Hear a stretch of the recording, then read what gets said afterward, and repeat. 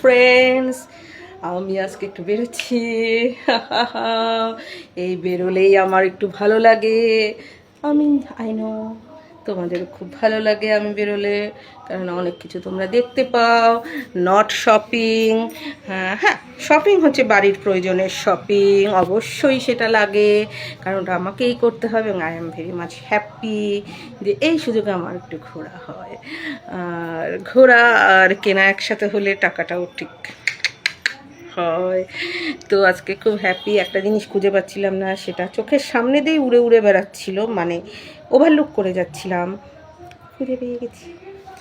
Very much happy. এর জন্য আমি একটা পাতলা জামা পরে নিয়েছি, হালকা পালকা জামা পরে নিয়েছি। এটা আমি এক সেট কিনেছিলাম, তো বোধহয় 2 রকমের হয়ে গেছে, 2 রকমের নিয়েছি। হলুদ আর গোলাপিটা পরছি, বেবি পিঙ্কটা আমার খুব ভালো লাগে না, ওটাকে পিচ কালার বলে বোধ হয়। ওই পিঙ্কেরই সব এদিক ওদিক সেরে এবার একটু গিয়ে আসি। চুলগুলি কি বড় হয়ে গেছে, না এখন কাটবো না, ওটা পুজোর সময় কাটবো।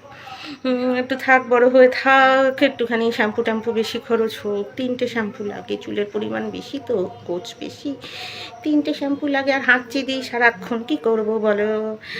আর আমার তো চান করা সেই 4টের সময় হয়, 5টার সময় হয়। তো মা বলছে বেরোবি না, রাতে বেরোবি না। আর কি জানি শনি মঙ্গল অমাবস্যা পূর্ণিমা হাজার একটা দেখে। আমি তো এইসব কলকাতায় টেরই পেতাম না, কবে অমাবস্যা কবে পূর্ণিমা। মা ফোন করে বলতো এই এখন অমাবস্যা, নখ কাটবি না, মুন্ড করবি না, শ্যাম্পু করবি না। আরে ভাই আমি জানি এগুলো উইডোরা করে না। তো যাই হোক, মানে তাও যারা পালন করে, তাহলে তো আবার গঙ্গা স্নান করতে হবে।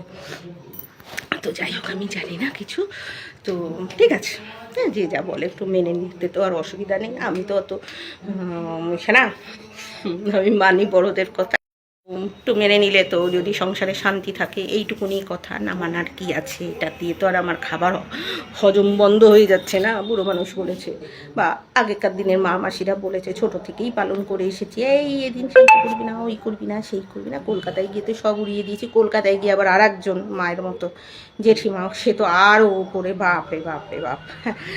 আজকে এটা না, কালকে ওটা না, পরশুদিন, মানে তিথি নক্ষত্র মেনে মেনে আমি একদম, মানে বলে না কনজারভেটিভ দি গ্রেট পরিবেশে বড় হয়ে গেছি। সুতরাং আমার কাছে এইটুকুনি স্বাধীনতা মানেই বিশাল স্বাধীনতা।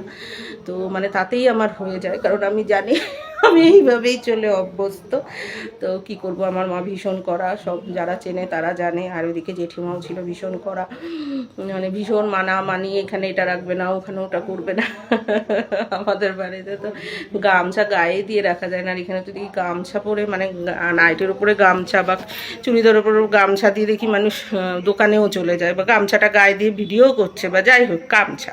তো আমাদের বাড়িতে তো গামছা রোদে মেলা যাবে না, গামছা খড়খড়ে রোদে মেলতে নেই, গামছা সে বিছানায় রাখতে নেই, গামছা গায়ে দিয়ে রাখতে নেই, গামছা মানে গা মোছো, গামছা ইয়ে করে দাও, গায়ের থেকে সরিয়ে রাখো।